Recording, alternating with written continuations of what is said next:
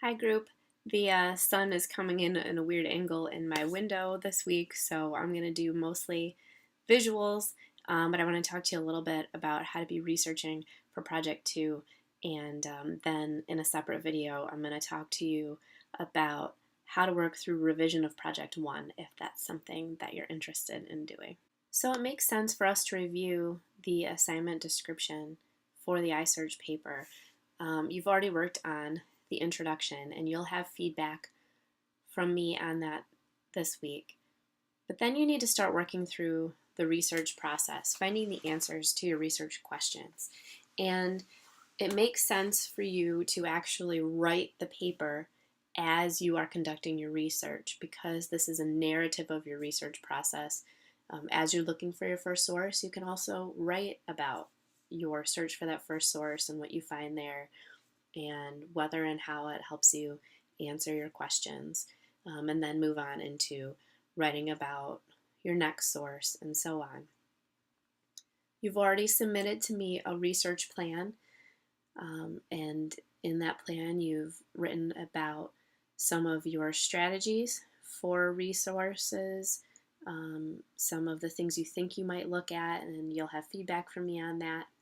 But one of the things that I've noticed in the handful of introductions that I've read so far is that many of you are describing using primary research to find out answers to your questions. That is, you are thinking about using interviews to conduct the project. And what I want to draw your attention to is that the requirements for this project ask you to use at least 3 relevant secondary sources to learn more about your topic.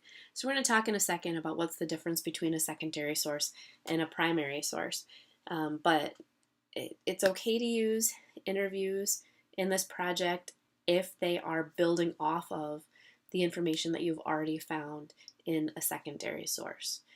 So this is a little bit different than what McCrory describes in his chapter and the example of Kathy's research paper where she goes and talks to the firefighters. Talking to people about your project is absolutely great, but you should start in this project with 3 relevant secondary sources. For each of those things, you're going to explain how you found the source, what were the search tools you used, how you navigated those search tools. You'll summarize the information you find in the source as it relates to your question, and then reflect on how that source helps you answer your question or how it helps you build on the knowledge that you've found in other sources. So the actual writing that you'll do for each source will probably be about 3/4 of a page or longer.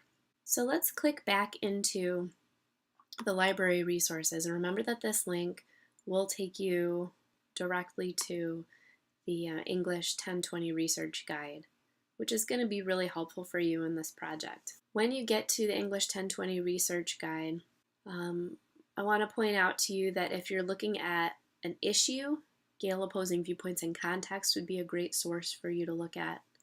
If you're looking at something that is related to your occupation, then you might start with the Occupational Outlook Handbook to get some basic information. If you're looking at a local issue, you might take a look at the Detroit Free Press to get started. And then you might build on those searches by using ProQuest Research Library or Academic OneFile to continue that process.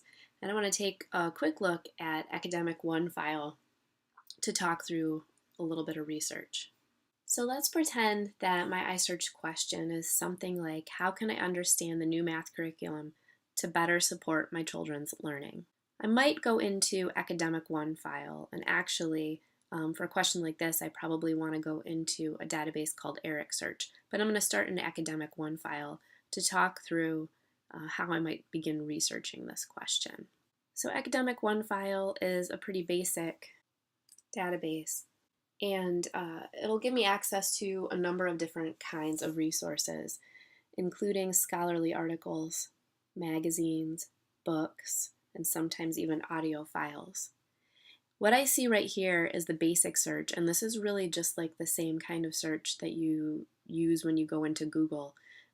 If I type my question into the basic search, it's probably going to give me thousands or tens of thousands of hits. And so that's not going to really help me figure out where I want to go. What I want to do is come up here to advanced search.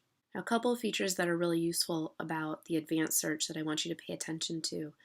I can click full text documents, and that means that when I get a hit on a potential source, I'll be able to see the entire source. I won't have to go to the library to see the rest of it or follow up with interlibrary loan to get the text.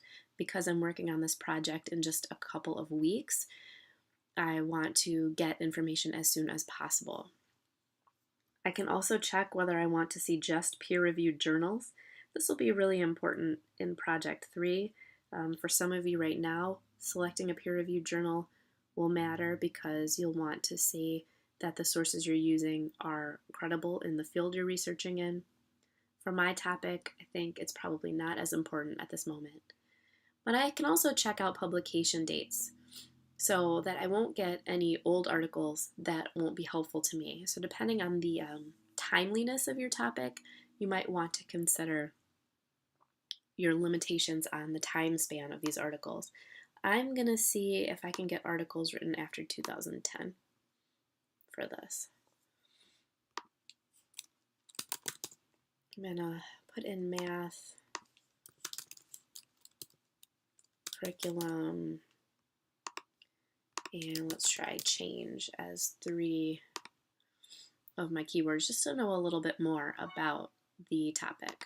Okay, so what comes up here are 9 academic journals, 5 magazines, 25 news articles that I can check out. Some of them are going to be videos. Grass is always greener. Look at educational reform in the United States and Japan. That calls to mind one of the articles that we just read for the rhetorical analysis. So I can see that a number of potential articles are coming up to help me figure out some elements of the newer math curricula. So I want to start looking in there. I don't want you to discount the library resources because you might be more familiar with Googling as an opportunity for research. What you'll actually find when you come into the library resources is access to much more than you would get into Google because you can refine your searches a little bit more easily. This looks kind of interesting. So check that out. Start here in the library databases. Again, with the Occupational Outlook Handbook, if you're looking at a career-based question, the Detroit Free Press, if you're looking at a local question, or even Gale Opposing Viewpoints if you're looking at an issue.